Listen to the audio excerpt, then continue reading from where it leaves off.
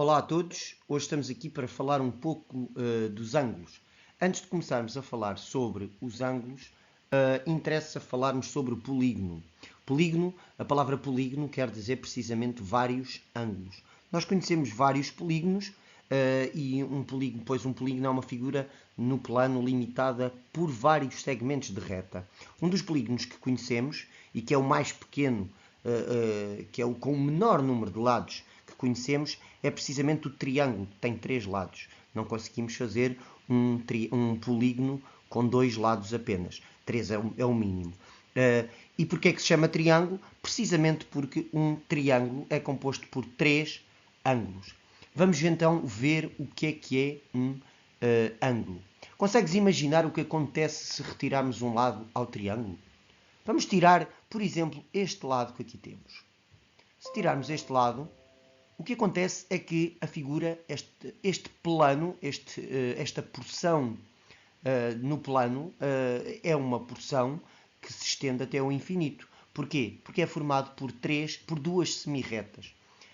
As semirretas, uma das semirretas começa precisamente neste ponto O, que é o chamado ponto de origem, e este ponto de origem é o ponto O.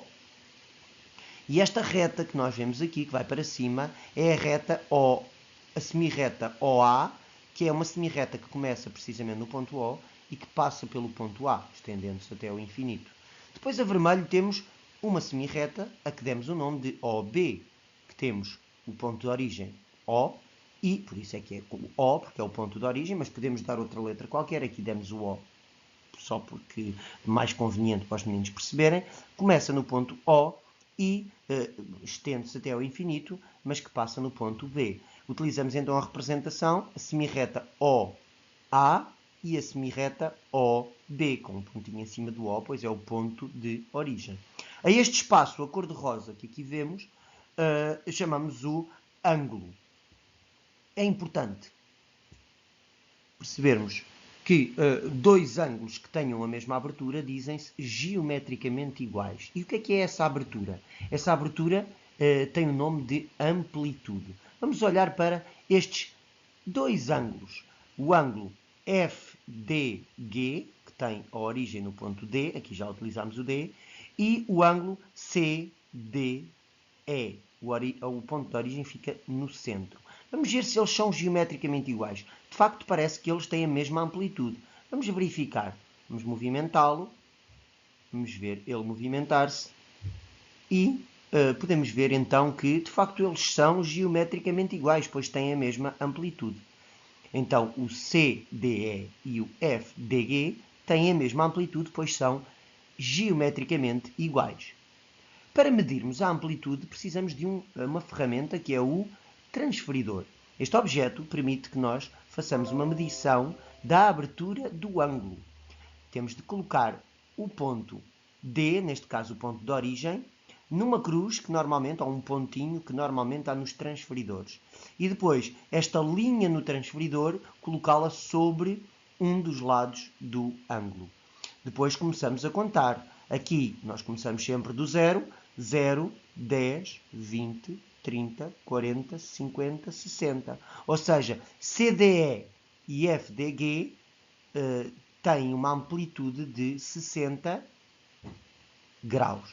Os graus são a unidade de medida com que se faz a medição da amplitude dos ângulos. Vamos então agora saber como é que podemos classificar os ângulos. Quando traçamos um ângulo, estamos a dividir o plano em duas regiões.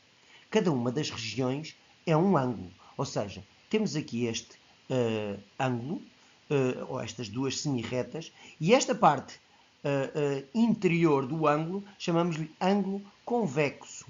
É um ângulo convexo porque não é interceptado pelo prolongamento dos seus lados. Vamos perceber o que é isto, porque pode não ser assim muito claro. Se nós estendermos estas duas semirretas, vamos imaginar que estas duas semirretas continuavam. Há uma parte do plano, que é esta parte a verde, em que é formada pela interseção dos dois lados, ou seja, é bastante maior do que este ângulo convexo. Então, a esta parte menor chamamos o ângulo convexo e é esta parte bastante maior do plano, é o ângulo côncavo. São dois nomes estranhos, mas que vocês vão ter de saber os nomes. Mas podem sempre pensar que esta parte do plano, esta porção do plano menor, é o ângulo convexo e esta parte maior é o ângulo côncavo. Quando nos referimos a um ângulo, ou seja, se eu perguntar para vocês, se eu pedir para vocês medirem a amplitude de um ângulo, o que eu quero é que vocês meçam sempre a amplitude do ângulo convexo. Até porque, normalmente, os transferidores que vocês têm só têm 180 graus e os ângulos convexos têm sempre menos do que 180 graus. Por isso, quando eu pedir para medir um ângulo, é evidente que é um ângulo convexo. Vamos então agora perceber que tipos de ângulos temos. Temos os ângulos em que a amplitude é entre 0 e 90.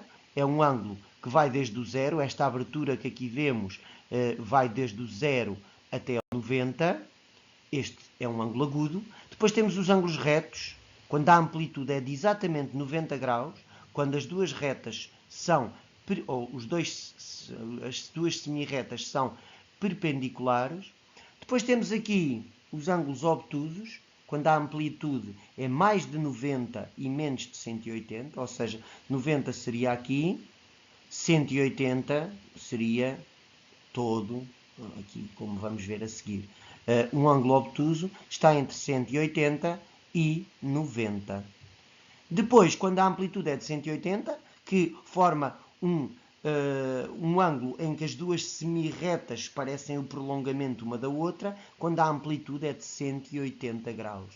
E, por fim, um ângulo giro, quando a amplitude do ângulo é formada por duas, ou o ângulo é formado por duas retas que se sobrepõem uma à outra. Por isso, o ângulo é um ângulo de 360 graus.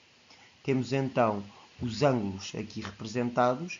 Espero que agora possam ver esta apresentação e sejam capazes de entender os ângulos, mas depois praticar para aprenderem também, ou para serem capazes de medir os próprios ângulos utilizando o transferidor. Adeus e até à próxima!